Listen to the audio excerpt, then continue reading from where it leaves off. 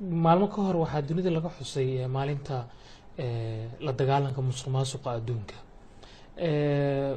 Markaad barbardhig ku samayso dowladihii hore iyo middan dhinaca musuqmaasuqa marka laga hadlayo ma laga soo reynayaa mise weli meeshii baa la taagan yahay? Jacfar waa meelahan isleeyahay waxaan u baahannahay inaan si dhaba qiimeyn u samayno markaan ka hadlayno musuqmaasuqa iyo sida loola dagaalami karo. musuqmaasuqa Soomaaliya ka jira aniga say ila tahay khibradii waayo aragnimadii aan u lahaa dhuuxu dadka uga jira.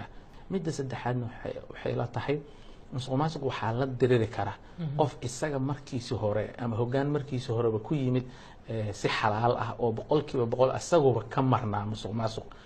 de doorashada Soomaaliya ka dhacday ugu dambeysay madaxweynenimada waa taagnayn cid walba ay ka jeebroon tahay bay wax ka badcaada ah marka loo fiiriyo doorashooyinka Soomaaliya ka dhacay maba la iska wareysanayn xitaa looma arkeen wax khaldan in la sameeynayo.